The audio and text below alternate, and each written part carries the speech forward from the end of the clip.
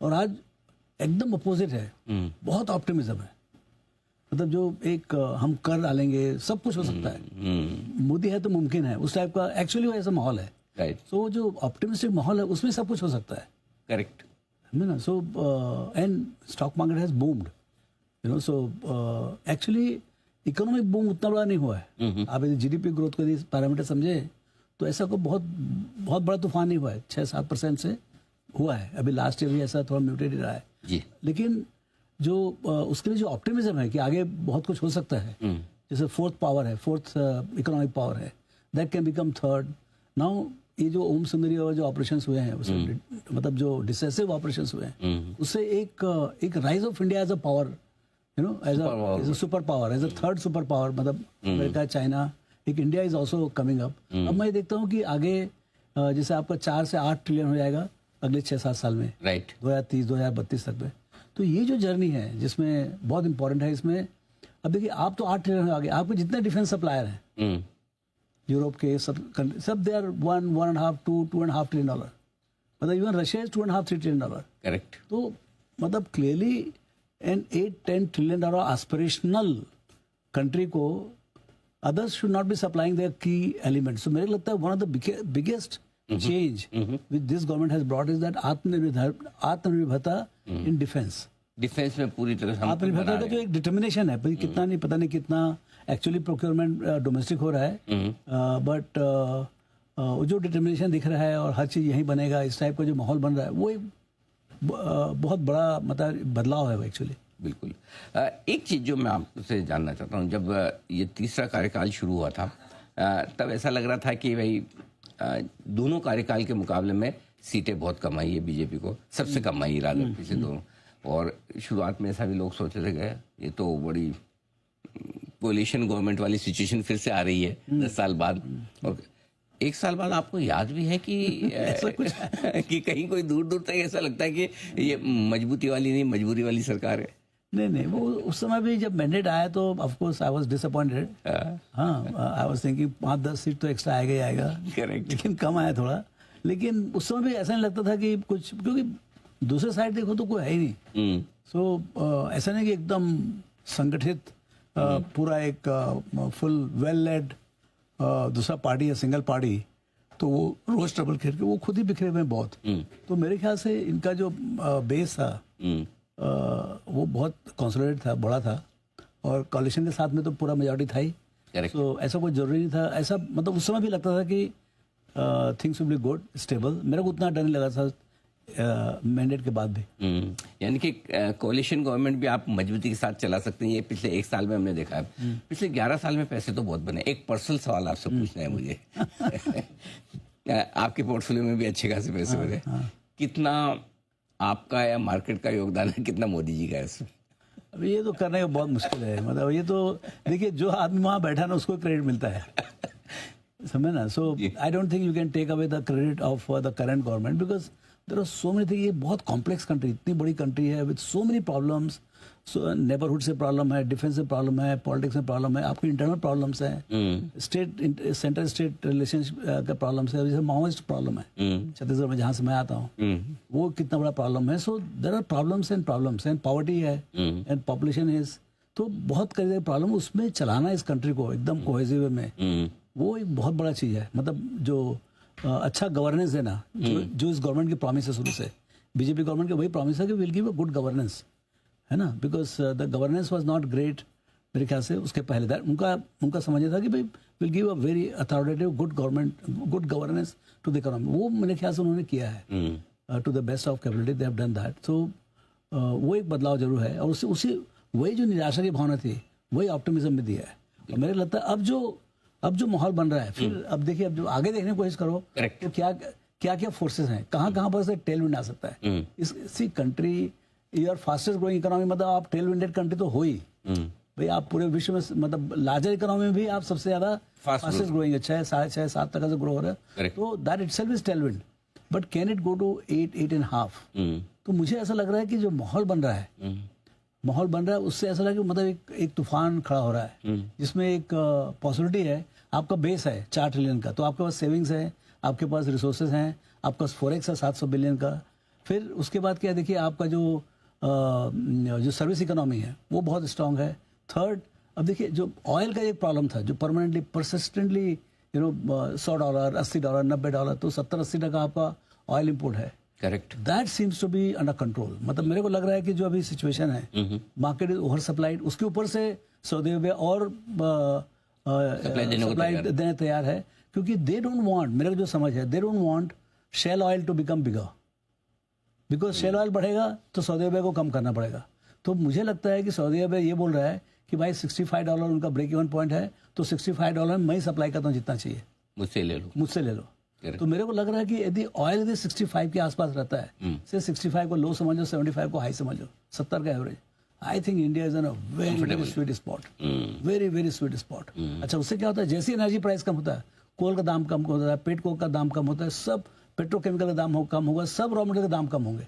सो पूरा का पूरा डिफ्लेशन, महंगाई भी कम होने में बड़ा कंट्रीब्यूशन, डायरेक्ट इनडायरेक्ट कंट्रीब्यूशन, कच्चा तेल कम होने से महंगाई पर भी वही ना, उसी का हम बोल रहा हूँ, पूरा इन्फ्लेशन नीचे आ जाएगा। जैसे इन्फ्लेशन नीचे आया, आपका रेट कट होंगे, रेट कट होगा तो फिर जो कंजम्पशन बास्केट जो है, जो लोगों के पास जो परचेजिंग पावर कम है, उसके ऊपर भी इजाफा आएगा। तो मुझे लगता है जो अभी रेट कट किया गवर्नर साहब ने भी लास्ट वीक में, जी, उसका सबका इफेक्ट 3-4-5 महीने सब क्यूमुलेटिव इफेक्ट आएगा, यही बोल रहा हूँ मैं। एंड मेरे को ऐसा लगता है कि बाई चांस यदि $65 रहा, सबसे पहला कट तो उनको पेट्रोल डीजल में करना चाहिए। अब वो कब आएगा, कितना आएगा, वो थोड़ा समझने का मुश्किल है। वो भी इमीडिएटली असर डालेगा ही डालेगा, पक्का डालेगा। 1 साल हो गया, अब 4 साल और बाकी है। इकोनॉमी के लिहाज से, बाजार के लिहाज से इस सरकार को अगले 4 साल में क्या कुछ खास करना चाहिए?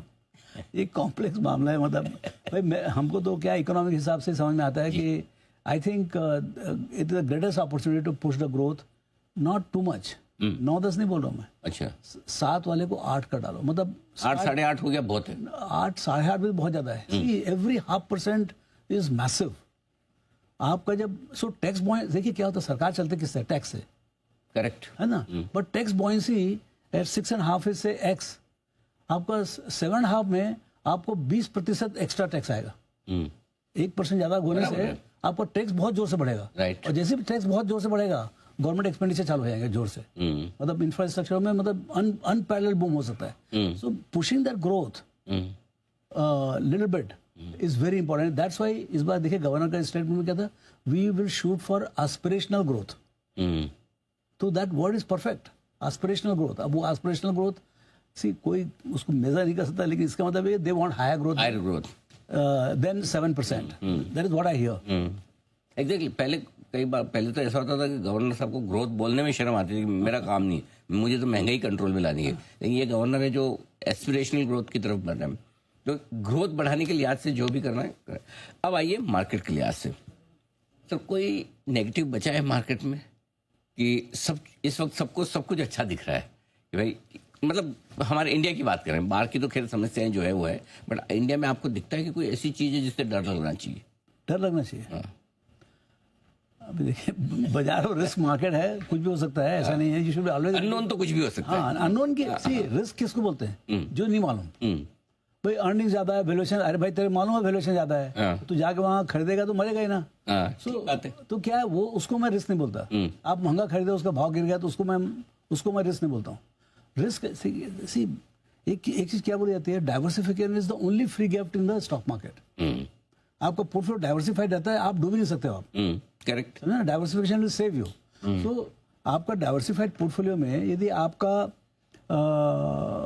आपको 10-15%, 20% करेक्शन देखना पड़ता है कभी, वो भी राइज के बाद। करेक्शन जो है राइज के बाद क्या है, अभी करेक्टेड मार्केट फिर करेक्ट हुआ तो तब तकलीफ होती है। तो मुझे नहीं लगता है कि जो अभी जो अर्निंग्स का जो माहौल है, जो इंटरेस्ट रेट का माहौल है, उसमें कोई बहुत ज़्यादा तकलीफ है। आपको ये मार्केट में 12-13%, 14% कंपाउंडेड 5 साल के लिए कमाने का वो है। अच्छा, दूसरा क्या है, इस बीच में कोई टेलविंड आएगा। एक तो मैं टेलविंड क्या है, कभी नोटिस देके नहीं आता है। जैसे मतलब ऑयल का दाम $15 गिर गया, तो सडनली कोई ऐसी चीज होगी जो आपको इकोनॉमिकली, जियोपॉलिटिकली बहुत हमने जियोपॉलिटिकल टेंशन देखे हैं। मालूम पड़ा दोनों वार खत्म हो गए, तब मैंने विश्व शांति के रास्ते पे चले जाए। ऐसा कोई जीरो प्रॉबिलिटी तो नहीं है। ट्रम्प साहब ट्राई कर ही रहे हैं दोनों तरफ ये करने के लिए, रास्ता युद्ध बंद करने के लिए। सो वी हैव फॉरगॉटन मतलब 2-2, 3-3 साल से लड़ाइयाँ चल रही है। हाँ, कब तक हम भूल गए लड़ेंगे? हैं कि भाई मतलब ने कब तक लड़ेंगे। and पूरा ऐसा माहौल हो गया, बस डिफेंस प्रोडक्शन को सब लोग, नेटो भी बनाए, इंडिया भी बनाए, चाइना भी बनाए, अमेरिका, मतलब सब डिफेंस फैक्ट्री मतलब फुल स्पीड चल रहा है। ये कैसा माहौल होगा एकदम से। हमसे सीखना चाहिए। 2-3 दिन में हमने लड़ाई खत्म भी कर डाली, काम भी निपटा दिया, सब निपटा दिया, और वो 2-3 साल से लगे और रिजल्ट नहीं आ रहा उनका। तो मेरे ख्याल से ये माहौल मतलब अच्छा, दूसरा क्या है कि India has remain a very islanded, kind of centre of peace type. आप देखिए यहाँ पर सब कुछ सही है, ये पाकिस्तान वाला बहुत जबरदस्ती हुआ फालतू में, but otherwise in fact that happen to show that there is too much of peace in India, let's disturb it little bit, ऐसा टाइप का माहौल था। और दूसरा एक चीज इसमें ये भी है कि सर हुआ जो हुआ, चलो वो तो किसी के हाथ में नहीं है, लेकिन होने के बाद जो कुछ भारत ने दिखाया है वो एक और ताकत स्टेब्लिश हो गई। They have converted the adversity into opportunity to prove what we are, built up this thing, will not cross the LOC and yet give job. Absolutely. So that is what is I'm saying ना कि the biggest thing is rise of India as a formidable power. एक मतलब reputation तो बनता है हर चीज का, brand equity बनती है ग्लोबल इकोनॉमी में। सो मुझे लगता है कि this is a very opportune time to convert, to push the growth which what RBI has also done too. अब वो 8% जाएगा, 8.5% जाएगा, और उसमें अर्निंग्स कितना आएगा ये बोलने, आप खरीद के बैठे रहो चुपचाप। तो आपकी थोड़ी सी जो चिंता है कि थोड़ा अगर कंजम्पशन बढ़ जाए, हाँ ठीक है, थोड़ी उससे ग्रोथ फिर से आ जाए, थोड़े टैक्स वैक्स कम हो जाए, राइट, यही आप चाहते हैं? अभी देखिए हमारी समझ लिमिटेड है। एक मतलब मैक्रो इकोनॉमी मतलब बहुत कॉम्प्लेक्स सब्जेक्ट सर हमारी तो है ही नहीं, हमारी आपकी लिमिटेड है, हमारी तो है ही नहीं, इसलिए हम आप लेकिन क्या है, जैसे हमने देखा टैक्स कलेक्शन जो बहुत अच्छा है, तो अब समय आ रहा है कि आप कंज्यूमर को, एक तो आप सस्ते में पैसे दोगे आप, तो पीपल कैन बारो little more than what they could बारो। सेकंड, आप सामान भी सस्ती दे। सामान जो है जैसे 18% जीएसटी, मतलब लोग 30-30, 35-35%। अब जो आई थिंक जो पर्सनल टैक्सेशन है सैलरीड का, पर्टिकुलरली जो मतलब सैलरीड लोग, जैसे मतलब 1 करोड़ 2 करोड़ जिनको तनख्वाह मिलती है, जो मतलब 50 लाख का, उनका जो मार्जिनल रेट है बहुत ज़्यादा है। तो उधर सो उसके बाद फिर आप कंज्यूम करने आते हो, 18-20-30% जीएसटी। तो एक्चुअल कंजम्पशन के लिए परचेजिंग पावर ही बहुत कम रह जाता है। तो 40% आप टैक्स भरो, फिर 18% जीएसटी भरो, तो फिर तो actually as a poor country in general मेरा taxes should be lower at a consumption level, so that I can consume more. Correct है ना, इनकम टैक्स लो आप जो ले रहे हो, ठीक है, लेकिन consumption tax should be lower, मुझे ऐसा लगता है। जीएसटी वगैरह थोड़े कम, तो उससे क्या बॉयंसी आएगा, वॉल्यूम ग्रोथ आएगा। आपका मतलब है ना, अभी इस कंट्री में 8% जीडीपी बोलते हो आप, ना तो सोप बिकता है, ना बर्गर बिकता है, ना मोटरसाइकिल बिकता है, मतलब सब फ्लैट पड़े हुए हैं। ये तो बहुत अजीब सा माहौल है ना। तो कहीं ना कहीं तो समझना चाहिए कि पेन पॉइंट क्या, मतलब कंपनी वाले मेरे से पूछते हैं कि सर बिक क्यों नहीं रहा है, बर्गर क्यों नहीं बिक रहा है, ठीक बात। तो वो कंजम्पशन साइड में जो स्लो डाउन हो गया है, that is an opportunity. I would not see it as a criticism और anything, it is just an opportunity to pick it up, because people are there to consume, there is something which is holding them back. Correct, इधर the basically the purchasing power, थोड़ा पैसा हाथ में होगा तो काम हो जाएगा। हाँ, या तो सामान सस्ती कर दो आप। ठीक बात है। अच्छा, दूसरी चीज, अब मार्केट के लिहाज से पूछना चाहता हूँ, जिन लोगों का, कई लोगों को लगता है भाई कि अब हम वो 22,000 वाले लेवल पे नहीं रहे, 25,000 पे आ गए, हमारी तो बस थोड़ी मिस हो गई और वो हमेशा रहता है, जब खराब होता है मार्केट तो उस समय लिया नहीं जाता। 3 साल 5 साल का व्यू है, तो क्या ये मार्केट अभी भी बहुत अच्छे हैं पैसा लगाने के लिए? जो शुरुआत है अनिल, सी मैं बोल रहा हूँ ना कि ये देखो 22 का पी, उसको 20 का समझो, तो 10% का कोई आप एक्सेस बात कर रहे हो। 10% आप समझ लो कि 1 साल नहीं कमाऊंगा, उसके आगे तो फिर आपका जो जर्नी है 45 साल 40-50 साल से हम लोग देखे हैं, करेक्ट, वो जर्नी तो और एक्सलेरेट होगा। यू बिकम, मतलब जो अपॉर्चुनिटी साइज जो है, आज कोई कंपनी चालू करो, आप चालू करो, नेपाल में कोई कंपनी चालू करो समझ लो जी, तो कब तो $100 मिलियन की कंपनी बनेगा, कब 1000 करोड़ की कंपनी बनेगी। यहाँ तो 1000 करोड़ की कंपनी, अभी देखो ना, अभी सब जितने भी ऑनलाइन जो कंपनीज बना रहे, ब्रांड बना रहे हैं, मतलब 6-8 महीने में, 7 भर में 100 करोड़ के ब्रांड बन रहे हैं। क्यों बन रहे हैं?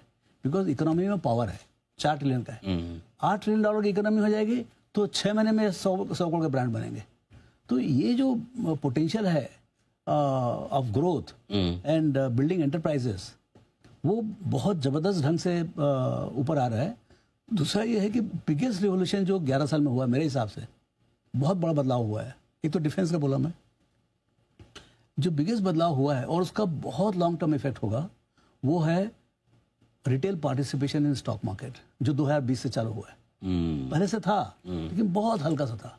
जो आपके 3 मिलियन कस्टमर जो हर महीना आने चालू हुए, जो 40 मिलियन डीमैट अकाउंट था, आज 200 मिलियन हो गए। लास्ट मंथ भी despite bad market it was 2 million additional accounts. ये जो आपका जो इक्विटी में जो आया है, मतलब जो बहाव आया पूरा का पूरा, जो रिसेलेंट मार्केट हो गया, चाहे गोरे बेच के जाएं, खरीदे नहीं खरीदे, जिस प्रमोटर्स बेच रहे हैं, सब एब्जॉर्ब हो जाएगा and yet market will move forward. तो एक और पर्सनल सवाल आ गया सर आपसे पूछना, क्या as a founder of Motilal Oswal Financial Services, उसमें रामदेव सर का एज ए प्रमोटर ज्यादा पैसा बनेगा या as an investor Indian market में ज्यादा पैसा बनेगा अगले 3-5 साल में? नहीं, इन्वेस्टर का पैसा बनेगा तो ही मोतीलाल ओसवाल में पैसा बनेगा, because I am in the business of serving to the customers, जी है ना। यदि आप लोग पैसे नहीं बनाओगे, इन्वेस्टर्स लोग पैसे बनाएंगे, तो मैं कहाँ पैसे बनाऊंगा? क्योंकि घाटा कर करके तो मतलब कब तक मेरे को खटा गया, करेक्ट है ना, कहीं कहीं थक जाएंगे। आज आपने 100 करोड़ लेके आया, 200 करोड़ होगा, तो मेरा क्लाइंट का साइज 200 करोड़ हो जाता है, तो मेरा पूरा हर चीज उसका रेवेन्यू डबल हो जाता है। सो नहीं, मार्केट के ग्रोथ से ही हमारा ग्रोथ है। ठीक बात है। मार्केट ग्रोथ हो रहा है 18% से, एक ख्याल रखिए आप। इंडेक्स बढ़ रहा है 13-14 से, करेक्ट। 3 से 4% new issuance, small cap, mid cap करके करीब 17 से 18% से हो रहा है। मतलब 4 साल में डबल हो जाएगा मार्केट। आपका 450 लाख करोड़ का मार्केट है अभी। कितना? 450 लाख, 450 लाख करोड़। ये हो जाएगा 900 लाख करोड़ 4 साल में। इतनी और एक्स्ट्रा वेल्थ बननी है, इतना एक्स्ट्रा वेल्थ इज देयर। मतलब मार्केट कैप उतना बनना है, बढ़ेगा तो सबको बनेगा पैसा उसमें। अब उसमें प्रमोटर्स आधा ले जाएंगे, बचे आधा हम लोग के लिए, सबके लिए, चिल्लर लोग के लिए। ठीक बात है ना, लेकिन बनेगा सब। मतलब बहुत पैसे बनेंगे। मतलब पहले ऐसा था कि बेस छोटा था तो वेल्थ की साइज मुझे लगता है डबल होगी, लेकिन साइज छोटी थी। अब साइज बहुत बड़ी हो जाएगी, बहुत बड़ी। अरे अमेरिका में संभल नहीं रहा, पैसा इतना बना है। 30 ट्रिलियन का 60 ट्रिलियन। अरे ट्रिलियन किसको बोलते हैं यार? हमारा टोटली 5 ट्रिलियन है, उनके पास 60 ट्रिलियन है और 1/5 पॉपुलेशन है। तो देखो ना, ये मार्केट फिर वापस ऑल टाइम हाई। इतना इश्यूज होने के बाद भी US is almost at the all time high. तो सर कहाँ बनेगा पैसा अगले 5-10 साल में? मतलब कहाँ, मतलब किस जगह ऐसा? आप तो आपकी माहिर, आप सबका दिमाग टटोलते रहते हो। इसीलिए तो आपसे टटोल के कोशिश कर रहा हूँ कि हिंदुस्तान की इकोनॉमी आपको मजबूत दिख रही, तो कहाँ आपको क्या, कहाँ लगता है कि अच्छे मौके हैं? देखिए, जो ट्रेडिशनल है, जैसे फाइनेंशियल्स हैं, जैसे बैंक की अपने बात करते थे, नाउ बैंक हैज मूव्ड, लेकिन और भी चलेगा अभी बैंक, अभी तो क्रेडिट फ्लो चालू होगा, शुरू होगा। गवर्नर साहब ने अभी रास्ता छोड़ा है, तो अभी सब मेरे ख्याल से अभी शुरू में थोड़ा तकलीफ होगा, बट 6 महीने बाद क्रेडिट फ्लो बढ़ेगा। So banks will do well. Financial, जो मैं आपको बोल रहा हूँ, कैपिटल मार्केट का जो है, दैट बूम विल कंटिन्यू। तो वहां पर अच्छे पैसे बनेंगे, और उसमें सब इंटरमीडिएट, जितने भी मार्केट इंटरमीडिएट, सबको पैसे, ब्रोकर से लेके म्यूचुअल फंड से लेके एक्सचेंज से लेके डिपॉजिटरी, जहाँ से घुसो, मतलब वो कहीं आपको जो पसंद आए देखो बस। Asset management companies, broking companies, wealth management companies, आपका डिपॉजिटरीज, एक्सचेंजेस, सब एजेंट्स, हाँ, सब वो जो है, सबका वॉल्यूम बढ़ रहा है, सबका 18% बढ़ रहा है वॉल्यूम। सो अभी देखिए साइज ऑफ द मार्केट क्या हो गया है आपका, 450 लाख करोड़। मेरे हिसाब से करीब 1/4% of the market cap is the size of the capital market services. तो मेरे लगता है कि 1.25 से 1.5 लाख करोड़ का रेवेन्यू है of this industry, which is growing at 18%। ऐसा बहुत कम इंडस्ट्री जैसा 18% का ग्रोथ हो। करेक्ट। ओके, तो मेरे को लगता है अगले 4 से 5 साल में ये बन जाएगा 2.5 लाख करोड़ का revenue, if not 3 lakh crore. 2.5 से 3 लाख करोड़। 2.5 से 3 लाख। तो उसमें आप देखिए बड़े बड़े कंपनीज का ये होगा, क्या नाम है, फॉर्मेशन होगा। जैसे आप देखिए जीरोदा बना, from nowhere Zerodha is like 1 lakh 2 lakh crore की कंपनी बन जाएगी। सो ऐसे जो है ना, बड़े बड़े आउटफिट्स बनेंगे। और हो सकता है कि भाई 10-12 साल का देखें तो एक गोल्डमैन सैक्स, एक मॉर्गन स्टैनली, एक मेरिल लिंच, इस टाइप का साइज जो है बनना चालू होगा। बिकॉज देखिए एएमसी के सब साइजेस बन रहे हैं, 15, 20, 25, 30 बिलियन डॉलर। मतलब जैसे मोतीलाल ओसवाल एएमसी भी करीब 17-18 बिलियन का हो गया, मतलब in terms of AUM, and we are 14-15। तो आप सोचिए जो शुरू में जो उनका क्या टॉप 5 के कितने बड़े हैं, 10-10 लाख करोड़ से बड़े हो वही। तो उसी कारण से क्या है कि now we are talking about $100 billion asset under management. तो भाई अब अच्छा लगता है, ये जब जाओ तो मिलने के लिए मजा आता है, तुम 100 बिलियन मैनेज कर रहे हो। सही बात। तो ये जो है ना, वही वो ट्रिलियन हो जाएगा 10 साल में, वो ट्रिलियन हो जाएगा। करेक्ट। तो ऐसा भगवान की तरह दिखेंगे वो लोग। नहीं वो होते ही है पहले, अभी वैसे ही लगता है ना कि एफआई आए तो ऐसा मतलब। अरे हमको मालूम है ना, हम तो जा रहे हैं 98 से मैं हांगकांग सिंगापुर जा रहा हूँ, मतलब कोई बोल दिया 1 बिलियन मैनेज करे तो ऐसा लगता है कि भाई थोड़ा हाँ। अब जो है मतलब थोड़ा इससे क्या होगा, अभी क्या होगा, जैसे जैसे एसेट मैनेजमेंट का साइज बढ़ेगा, all the global service suppliers they will all come here, they will buy out, they will start, they will, जैसे आप हांगकांग सिंगापुर गए लोग, लंदन गए, टोक्यो गए, ऐसे सब के सब यहाँ आएंगे। अब हमको होपफुली हमको सिंगापुर हांगकांग ना जाना पड़े। New age e commerce company पर आप बुलिश हैं? हाँ वो तो see anything based on internet, वो तो ग्लोबल अपॉर्चुनिटी है ना। अब देखिए यूएस में क्या हो रहा है, all this 8-10 company they are all internet based. So जो इंटरनेट क्या है ना, आपको internet gives you completely new land grab type का है, मतलब पूरा का पूरा आपको there is no sovereignty. Actually आप ऐसा कोई प्रोडक्ट सर्विस ला सकते हो जो कि world wide people can buy. यदि आप योगा सर्विस है on net, anybody can buy, correct, you know. So first time ऐसा अपॉर्चुनिटी आ रहा है कि आप बिजनेस चालू कर सकते हो बहुत छोटे से, और suddenly the whole world is open to you. और रीजनल ओपन है, जैसे आपको ब्रांड बना रहे हो, आप ब्रांड बनाओ, मतलब आप कोई बहुत अच्छा कुकीज बना सकते हो, suddenly you can be pan India.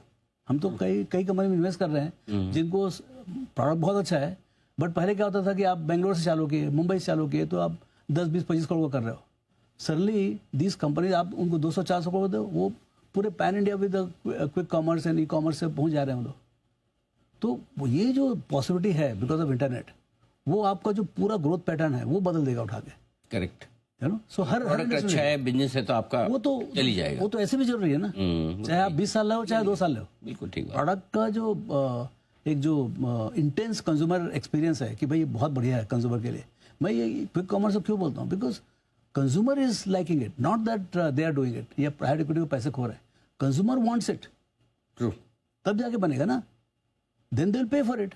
Absolutely. आज ठीक है, आपको आदत खराब करने के लिए आपको थोड़ा सस्ते में दे रहे हैं वो, आगे पीछे तो आपको ठीक बात है। पहले आपको एफटी मिलता था, वॉल स्ट्रीट जर्नल मिलता था, अभी कितने महंगे हो गए। आप जाइए ऑनलाइन खरीदने के लिए। So I think same thing will happen here. And ये सब बहुत फास्ट, देखिए एक मैं पेपर पढ़ा था, ग्रो फास्ट और die slow. Grow fast, die slow. Die slow, okay. तो इंडिया का माहौल वैसे है, आपको you have to focus on growth, and there are very few companies who are able to successfully grow. So दो है growth में, होता क्या है, एक एक्सटर्नल टेलविंड होता है, एक इंटरनल टेलविंड होता है। इंटरनल आपके पास बहुत स्ट्रॉन्ग, इंटरनल आपको एकदम खड़े रहना पड़ेगा, एक्सटर्नल जैसे आया बस चढ़ जाओ, लूट लो। बिल्कुल सर, आपका पूरा जो थॉट प्रोसेस सुन के एकदम जोश भी आ जाता है, कॉन्फिडेंस भी आ जाता है, डायरेक्शन भी मिल जाता है। यानी कि हिंदुस्तान के लिए लंबी तेजी का समय है, और ऐसे में बने रहेंगे, टिके रहेंगे, डटे रहेंगे तो पैसा बनेगा ढेर सारा। बहुत बहुत धन्यवाद sir, thank you so much Ramdev sir, आप स्टूडियो में आए और इस खास मौके पर आपने पूरा डायरेक्शन हमारे दर्शकों को दिया। जल्द आपसे फिर मुलाकात होगी। आज के शो में इतना ही, मुझे दीजिए इजाज़त, नमस्कार।